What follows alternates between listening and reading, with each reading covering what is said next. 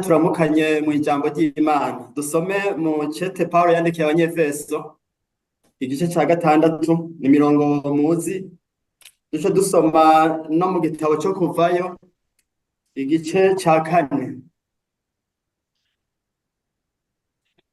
abanyefeso ni guhera ku murongo murasoma paragrafe yose kubw'umwanya nsome imirongo mikeya kubera ko turiho tuvugana n'abantu basoma Bibiliya atari bashasha context canke amajambo arimwo murayazi ariko dusome imirongo ndondera duhere kuri 11 kugeza kuri 13.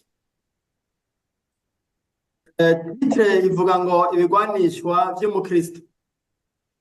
Umurongo wa 11 mwambare ibigwanishwa vyose vy'Imana kugira ngo mushobore guhagarara mudatsinzwe n'ubugunge bwa wa mugwanizi. Kuko abo tunigana atari inyama n'amaraso ariko tunigana n'abakuru n'abafise ububasha n'abaganzi y'isi y'umwiza n'impwemu mbi z'ahantu ho mw'ijuru.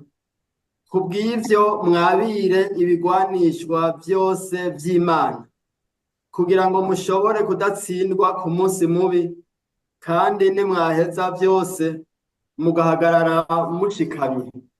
Kuvayo igice ca 4 umurongo wa 17 duca dusimba no ku murongo wa 20. Umurongo wa 17 uvuga ngo kandi uze witwaze iyo nkoni niyo uzokoresha vya bimenyetso. Ngira ngo mwese mwahageze. Ego. Umurongo wa 20 Mose akora umugore n'abana abashira ku ndogoba asubira mu gihugu ca Egiputa yitwaje na ya nkoni y'Imana. Yitwaje na ya nkoni y'Imana.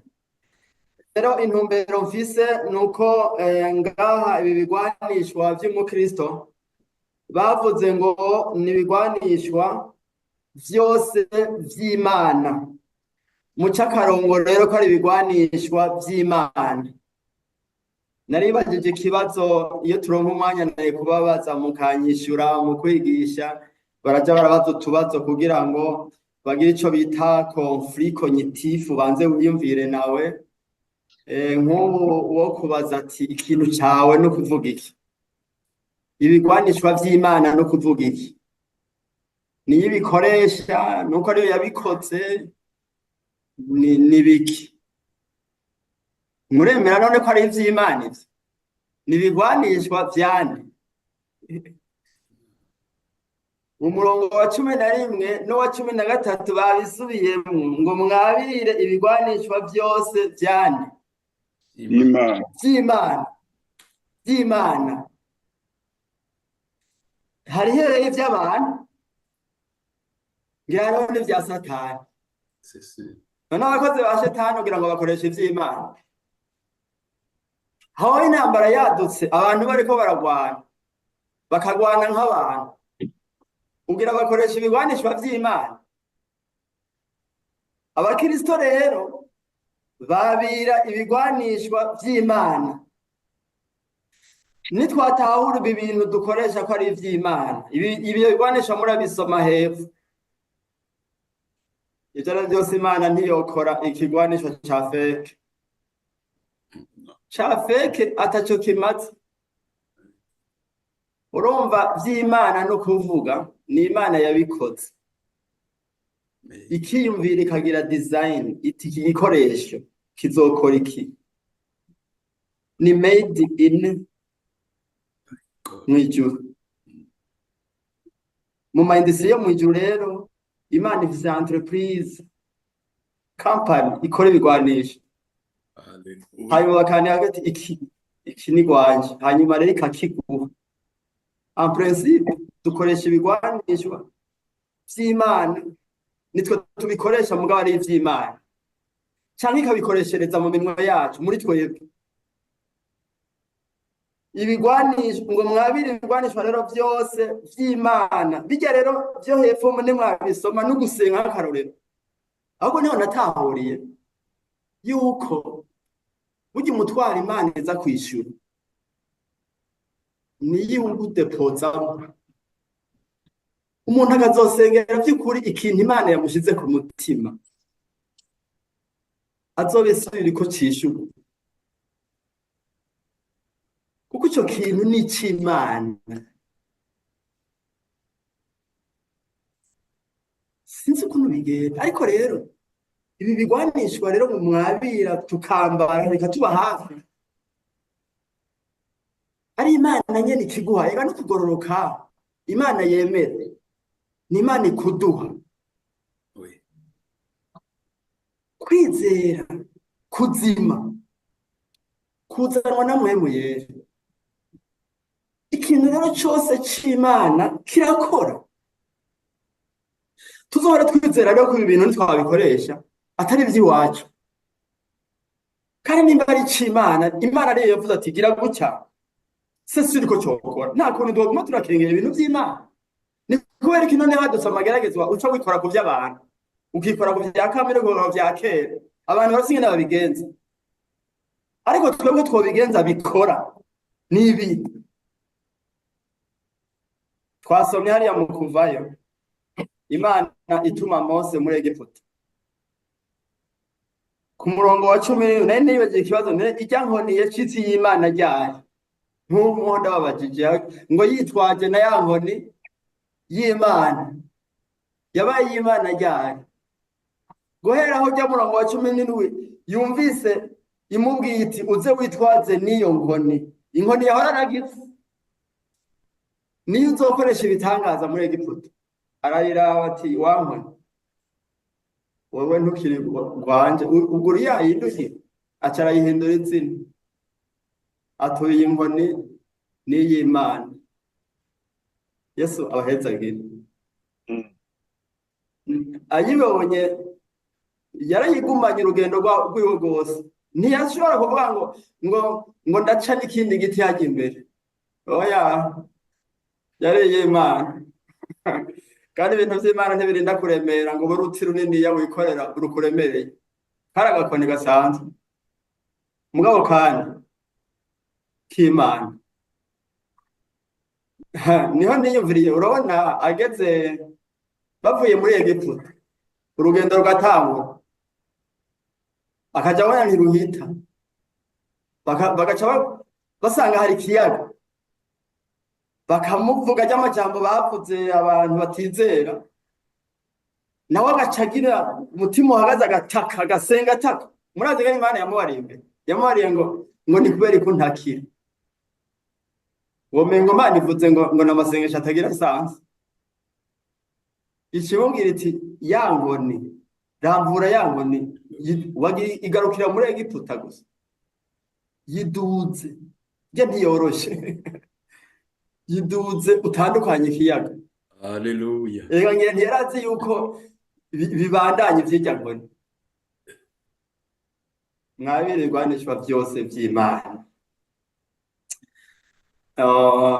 Ibi bintu Imana yadufasha tukayizera byokora. Elisa niwe yagwanye n'ingabo ziraho atagwamara ruvutse ibintu by'Imana tuvyizera ibyo byose birakora none mubona ko kandi vyakoze Imana ndagusavye bahume ndagusavye bahumuke nimutahe byari biheze. Imana yavuze iti nibyakugora ubimenyesha Imana mu gusenga no mu kwinginga ubifatanye no gukira gira uko nyene ntizurinda kuvuga muri abantu ibirere kanaka tugira nk'uko Imana yavuze n'ivy'Imana sesu ibiko vyokora mwabiri ibigwanishwa byose by'Imana tubikoresha hanyuma turabikira none bariya bose bakera Imana yagiye ikoresha ntubona ko yabaha ibintu mengo ntibisobanutse neza ikabwira nka Gideyoni iti ufate imuri ufate n'inzavya haya muheze mugende muzituritse bavyaye bijanye n'ibintu by'inkozi iki gihe canke n'amagrenade canke bakoresha gihe amacu amacumu bari abantu mwe vy'Imana imuhaye Imana yari zimwe n'ibikoresho twe biranditse ahantu twaha aho wogororoka niho namenyeye n'ijambo ry'Imana uko ari iry'Imana yaguhaye n'abajya bose baresista muri miliyoni universitaire usanga bakaze baguma bafise amarigima ya fo uwo bazana mu rusengero akavuga ati cara hajya wemere gusa wumvirize ntawomenya ikiba hariho wagiye yari imborerwa kuba intarakitwa neza mugabo sinzi ishengero yinjiyemo hanyuma acavuga ati je nagumye ndira bariko baravuga ijambo ry'Imana sinzi gituma biri n'ibintu by'ubushobozi acamenye ibintu bimukoreramo rikamujura ngo bibacumita mu mutima ibiki bicumita nukuvuga ngo ni ibintu by'Imana ijambo nimba ari iry'Imana gusenga akaba urusengera muri mpemu yera ni ibintu Imana ica yimenye bikurikira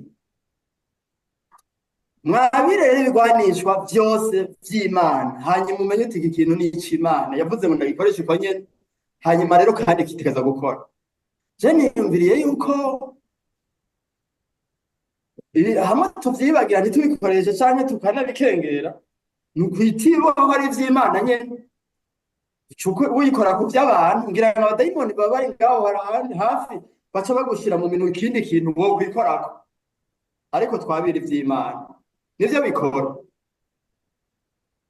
naregeze ko umuntu ari dushingire ntaye ibi bintu byose byanditse muri Bibiliya ukamengo biranyuranye n'ingene umuntu yiyumvira Rona Yesu yavuze ati nibagukubita aha mu musaya uca utega n'ubundi hari nibake babigira ariko wabigiranye vyokora ati bagutwaye mutama n'ucumuha n'ubundi hajya ku macuniro rero nyamukirisu yahuye n'abasuma hanyuma rero baramusopa bamutwara amahera mugabo harayandi batabonye bagiye aca yibuka uwo murongo bakwivye iki ucubahana ikintu ati mwabagabo bari bashyize nkajye mbere ati ngo hano baca baragaruka ati hari ayandi mwibagiye ati yari ngaho mu mufuko ayandi mahera atakiye baca barayakira mugabo bageze imbere Imana itangura gukora baravugana bateye mugabo ujya mugabo ategezwa kuba ari umurozi mwarimu wawe n'umuntu wiba akaguha n'ayandi rero basha tuyamusubize yo twice baca baragaruka bacugumira turagusaba aya mahera yawe yakiye ati zana aca arayasubira ko naraho Imana ntiyari yamusubije amen kubera rya jambo rya Yesu yibutse ibi bintu tuvyakire nk'ivy'Imana tubikoresha kandi ntihagire umuntu apfa kuvyumva gusa abikoresha uzoraba ikiba Ana yarasavye Imana umwana w'umuhungu Imana imuhaye aca mwita Samweli vyavuga ngo niwo nasaba kandi agarutse yaciye amutanga ni nasaba amareponse nkayo yoba menshi umuntu agiye kwapurika ivyo jambo ry'Imana ryavuze agakoresha ubwo nyene vyavuze yoronka ingaruka zavyo akavuga ati ni Samweli n'aya majambo y'Imana je yamfashije yarayo kugurura pasere reka duce tureka shishikare ariko ryavuga ngo ibigwanishwa vy'Imana rero ko ari ivy'Imana sesiri ko bikora Imana ntiyo duha ikintu kitagira akamaro Imana ntiyokora ikintu ataco cyo dufasha urabwira Imana uko nyene ugusenga gukurikije ijambo atari uko wiraritse kuya nyene ijambo ry'Imana ryatubare ati mu bibwira Imana mu gusenga mu kwinye mufatanya no gukenguruka wabire kwizera aho bavuze ngo mu vyabire c'est ari acte de foi ubihitamo haba hari ivyo mubiri ngaho intambara yadutse hakaba hariho n'ivy'Imana haba n'ibindi shetani agupropose mugabo uhitemo ivy'Imana nimba umubiri upropose nk'umuntu uti ca wihora nawe urazi gukora ikibi hanyuma ukibuka ijambo ry'Imana avuga ati ahubwo muharira uca unamusengera uca ugira ivyo nyene nawe urabe ivy'Imana ikikora utora icy'Imana naho n'ico umubiri cari kihari twe duhitemo nk'abakristo rero ivy'Imana niko Imana igwana Yesu abahezagira Mana data wa twese uri mwijuru urakoze kubw'aya jambo kandi urakoze ko bigenze neza tukayasangira na bene data turasavye rero mu izina rya Yesu inyuma yo kuyasoma umuntu wese uhereye no kuri jewe uzoduhe kuyakora. Ijambo ryawe ryavuze ngo umuntu wese yumva ijambo ryawe ntarikore aba ari imburabwenge, ariko uryumva akarikora aba ari umunyabwenge yubaka inzu izoguma ihagaze mu magerageza. Mu izina rya ibi ni ivyo gukora, si ibintu vyo kumviriza gusa ngo mwabire hanyuma tubikoreshe tuvyambare ibintu vyawe ko bikora. Uduhe kwizera Imana mu izina rya Yesu Kristo. Kandi naho umuntu yoba ari kikujwe n'ubushobozi bwa shetani, ibintu vyawe biranesha impwemu mbi, ziranesha ubushobozi bwo mu kirere. Urakoze kuvyumvisa, ushishikare Mana n'amajambo ari inyuma uduhezera. Ndabisengeye mu izina rya Yesu Kristo, amen.